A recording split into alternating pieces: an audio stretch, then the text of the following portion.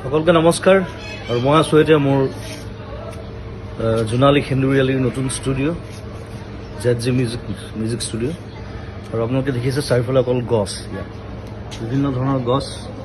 মই ষ্টুডিঅ'টো বনোৱাৰ আগতে গছবিলাক লগাই লৈছোঁ আৰু এই গোটেই বছৰটো আমি ঘৰৰ ফল মূল খাইছোঁ, চব্জি খাইছোঁ ষ্টুডিঅ'ৰ, আৰু এটা সম্পূৰ্ণ গ্ৰীণ পৰিৱেশ। ঘৰটো মই গ্ৰীণ ৰাখিছোঁ সেইকাৰণে যিমান পাৰি ষ্টুডিঅ'টো। আৰু সম্প্ৰতি এটা হুলস্থুল এটা চলি আছে গছ কটাক লৈ। বিভিন্ন জেগাত দেখিছোঁ ডাঙৰ ডাঙৰ গছ কাটি দিবলগীয়া হৈছে, ৰাস্তা বনিছে, তাত কিবা বেলেগ বস্তু বনিছে। গতিকে আৰু চৰকাৰে কৈছে যে আমি গছ কাটিছোঁ যদিও আমি বিভিন্ন ঠাইত গছ ৰুইছোঁ তাক বেলেঞ্চ কৰিবৰ কাৰণে। কিন্তু এতিয়া কিছুমান জেগা আছে, যেনে ৰিচেণ্টলি যিটো হুলস্থুল চলি আছে দীঘলী পুখুৰীৰ সেই পুৰণা গছখিনিক লৈ পেলাই।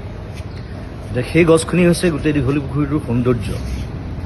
এতিয়া সেইখিনি গছ কাটি যদি বেলেগ জেগাত গছ ৰুৱেও সেই দীঘলী পুখুৰীৰ সৌন্দৰ্যটো ঘূৰি আহিবনে, সেইটো এটা ডাঙৰ প্ৰশ্ন।